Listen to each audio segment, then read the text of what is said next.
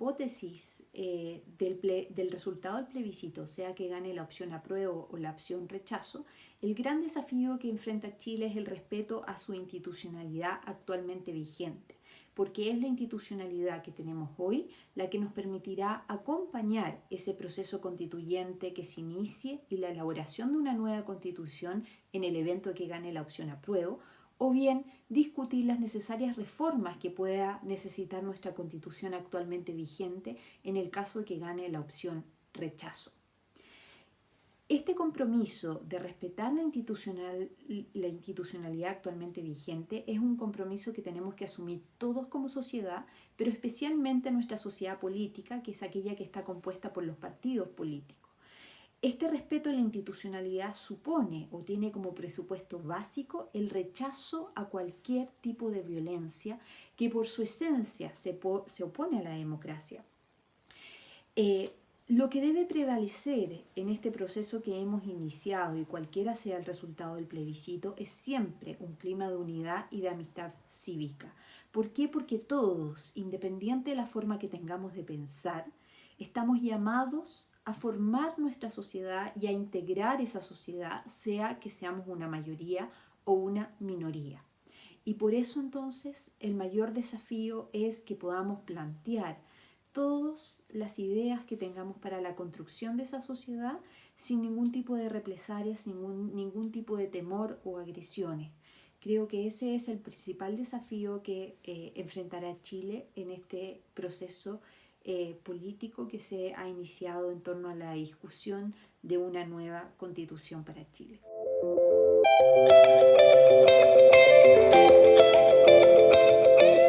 Nuestra constitución política contempla dos tipos de procedimiento, ya sea para reformar la constitución por una parte o bien para elaborar una nueva constitución.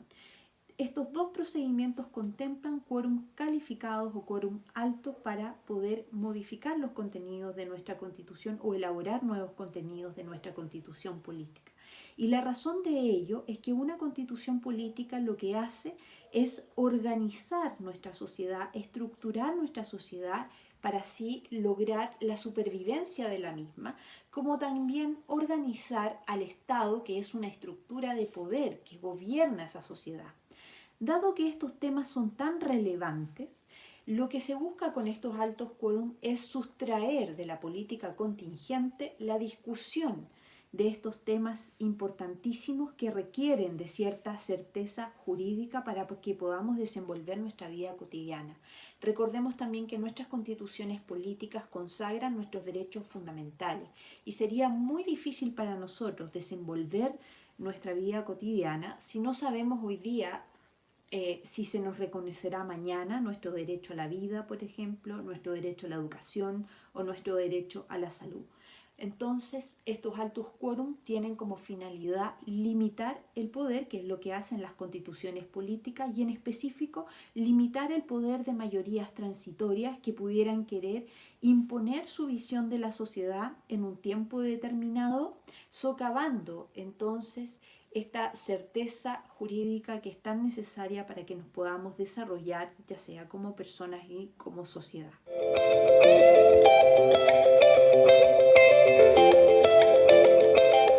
En primer lugar, ¿cuál es la diferencia que un derecho esté consagrado en una constitución y cuál es la diferencia respecto de un derecho que esté consagrado en la ley? Partamos por una similitud. Ambos derechos son normas o estarían consagrados en normas jurídicas y por lo tanto su cumplimiento puede ser exigido coactivamente, es decir, por medio de la fuerza. Pero la diferencia práctica cuando un derecho está consagrado en la Constitución política, podemos decir que son fundamentalmente dos. La primera de ellas es que cuando existe un conflicto entre un derecho que está consagrado en la Constitución versus otro derecho que está consagrado en la ley, siempre va a prevalecer el derecho que está consagrado en la Constitución política, por cuanto la Constitución política es una norma de superior jerarquía a la ley.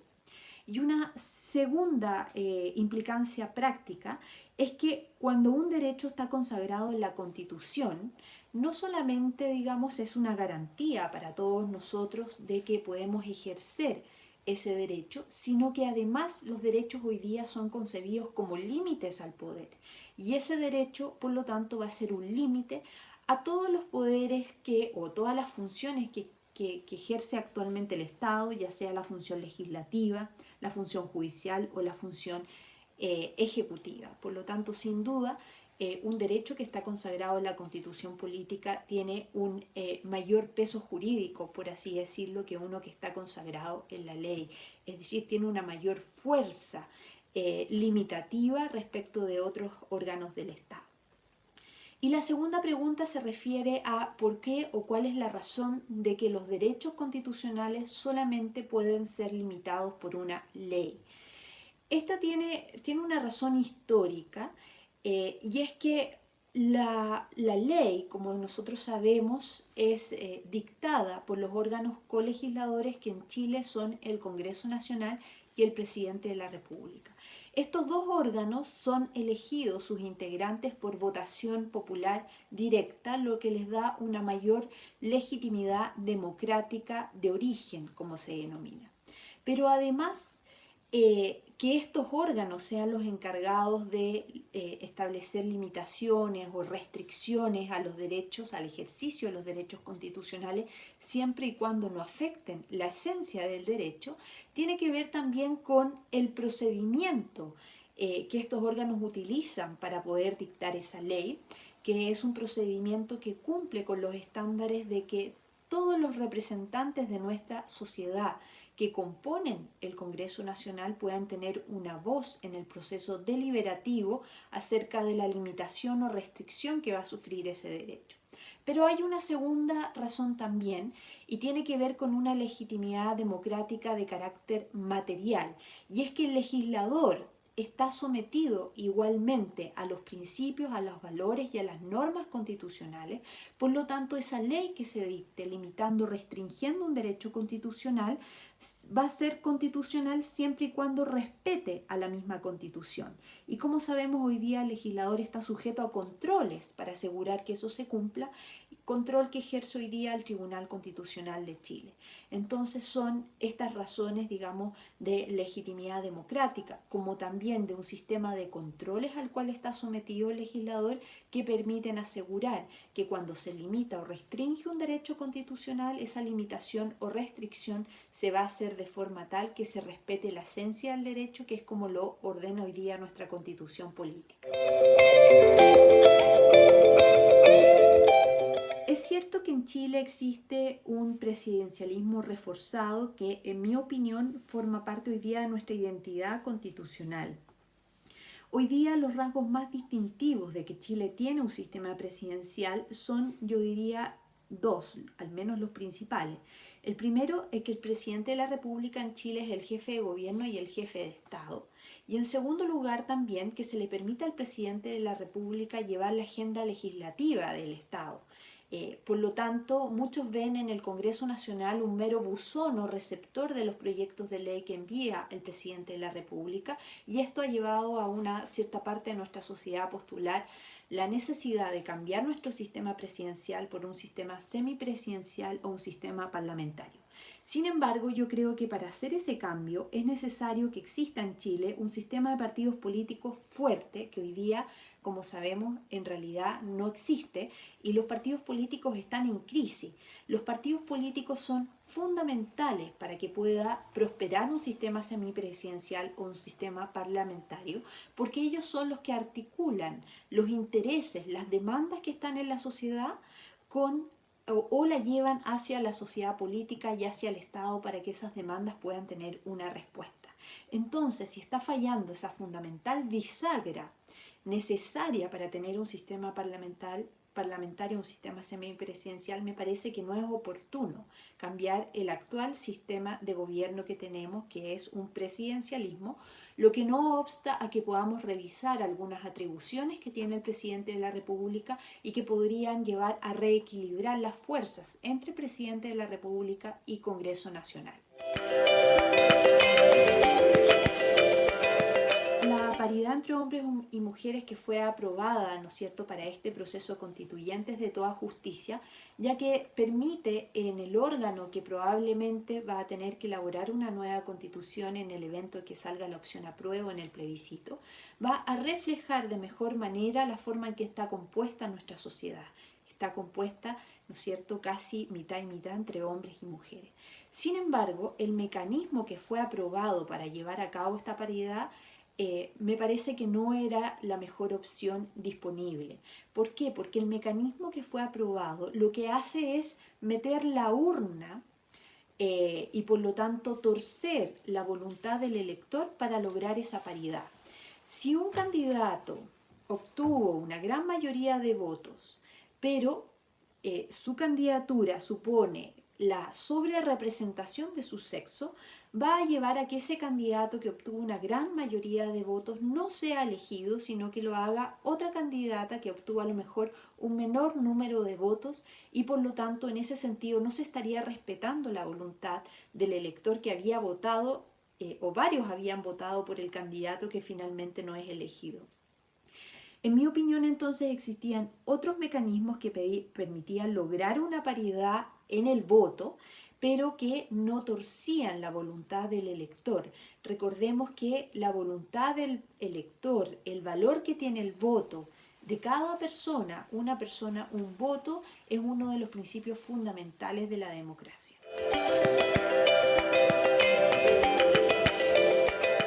Yo creo que hay que distinguir los distintos procedimientos que contempla nuestra Constitución, ya sea para reformar o elaborar una nueva Constitución. Tenemos en primer lugar el principio de reforma de la Constitución política, que era el que estaba vigente históricamente en nuestra Constitución y que lo lleva a cabo el Congreso Nacional. Este mecanismo establecía que la Constitución, o establece que la Constitución se puede modificar por las 3/5 partes de los diputados y senadores en ejercicio, salvo algunos capítulos que requieren de un quórum de los 2/3 de los diputados y senadores en ejercicio.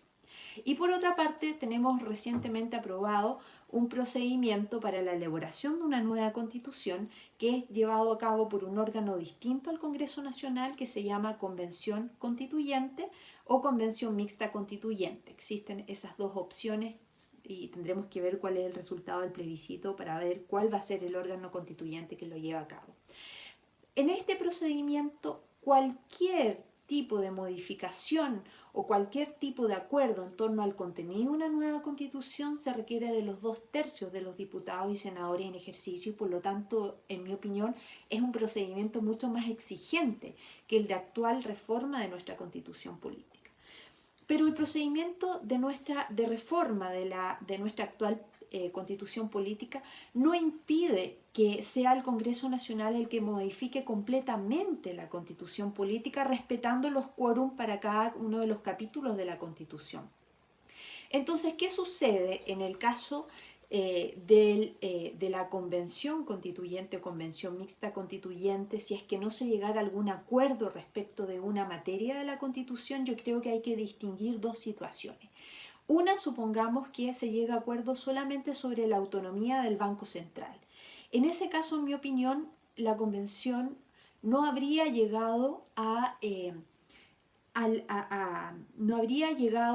lograr su finalidad para la cual fue conformada, que es elaborar una nueva constitución, porque una constitución no es cualquier cosa, sino que se define por determinados contenidos. Y obviamente una constitución que solamente reconoce la autonomía del Banco Central y absolutamente nada más, no es una constitución política. En ese sentido y siguiendo esa opción, entonces continuaría vigente nuestra actual constitución política. Y otra mirada también que se le puede dar es que en todos aquellos contenidos en que no se alcance un acuerdo por los convencionales constituyentes deberían regir los contenidos de la anterior constitución política y en ese sentido este procedimiento especial operaría como un procedimiento de reforma de la actual constitución pero digamos con otro órgano distinto al Congreso Nacional y con otros quórum. Entonces esa sería otra forma de mirar, pero en ningún caso creo que quedaría entregado a la ley la regulación de esas materias que necesariamente tienen que estar reguladas en una constitución política.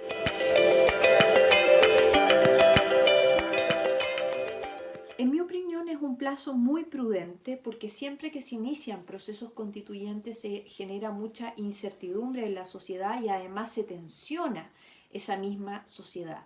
Por lo tanto, me parece un plazo muy prudente, sin perjuicio de que nuestras constituciones anteriores han tenido plazos mayores de discusión, pero que también es un plazo que implica un desafío importante para aquellas fuerzas políticas que tengan representación en una eventual convención constituyente o convención mixta constituyente, porque tendrán que llegar más rápidamente a acuerdos en torno a aquellas materias que van a estar contenidas en una posible nueva constitución política. Entonces, en resumen, me parece que es un plazo muy prudente para que nuestra sociedad, digamos, no quede estancada eternamente en una discusión en torno a las bases fundamentales que la sustentan.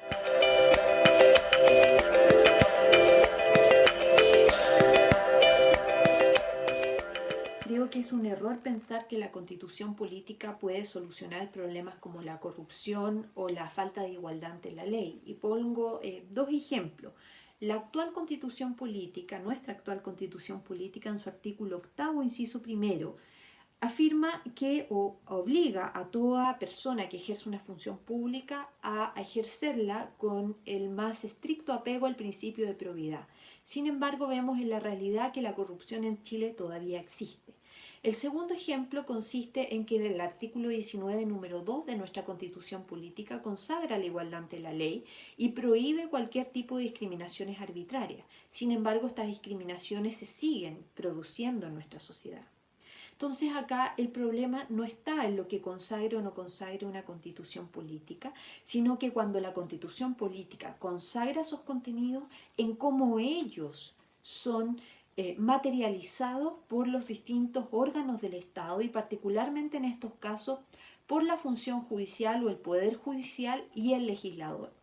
No podemos transformar a nuestra constitución política en un verdadero código penal o en una ley de probidad o bien en una ley de libre mercado o que proteja, ¿no es cierto?, el libre mercado. Nuestra constitución política simplemente sienta el marco. Luego le corresponde a los demás órganos del Estado ejecutar esos contenidos.